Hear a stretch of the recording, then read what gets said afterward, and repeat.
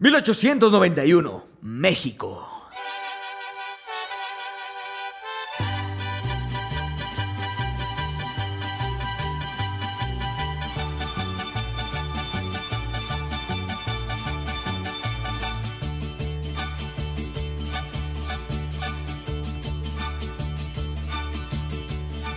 El pueblo estaba bajo la dictadura del gobierno. Había privilegiados viviendo entre lujos y fortuna, y otros, muchos más, vivían en situación de pobreza extrema. Los campesinos, viviendo endeudados con el gobierno, reprimidos, sometidos, no tenían derecho a votar por sus gobernantes. Esto era gracias a la dictadura del presidente, el general Porfirio Díaz, el cual ya había sido reelegido 5 veces, duró 31 años en la presidencia. Aunque esta no es la historia que les voy a contar. Mi historia es al norte de México, en Parras, Coahuila.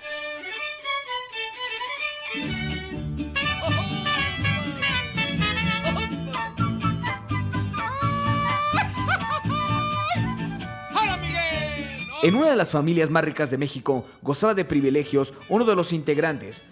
Era un joven soñador, estudioso, lleno de sueños. Francisco Ignacio Madero, amante del periodismo, la política y el espiritismo. De hecho, viajó a Francia para entender de ello. Al volver a México, se dio cuenta que muchos carecían de voz y voto. El país en el que había sido criado sufría. Fue entonces cuando trató de despertar al pueblo a través del periódico.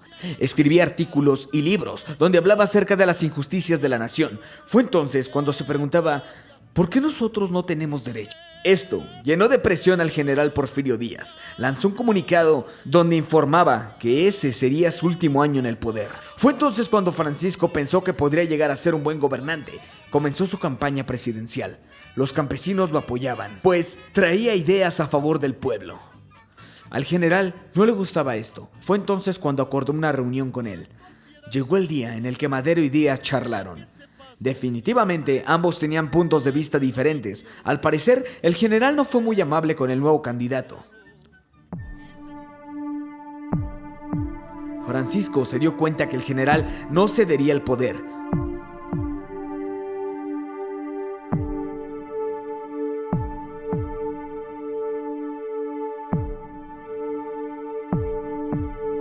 Entonces fue cuando iniciaron las manifestaciones, exigiendo la renuncia del general. Los campesinos estaban furiosos.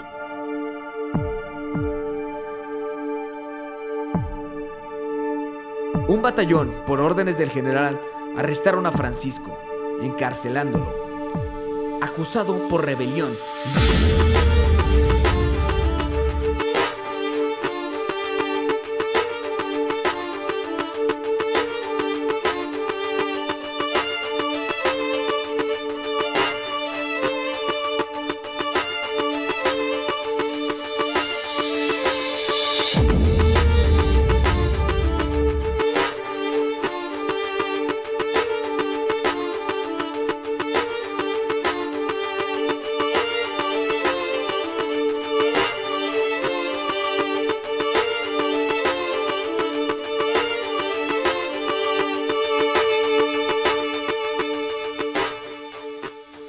Encerrado, pensando en las injusticias del gobierno, inició su plan, redactando el Plan de San Luis, el comienzo de la Revolución Mexicana.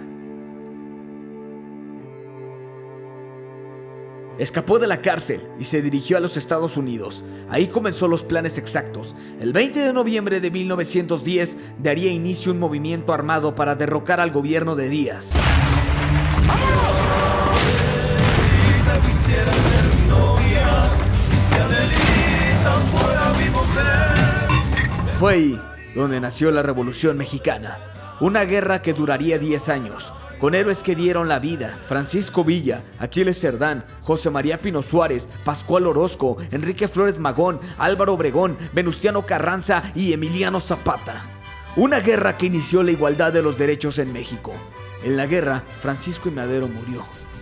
A pesar de haber sido el causante de una guerra, fue la persona que inició la revolución de esta nación.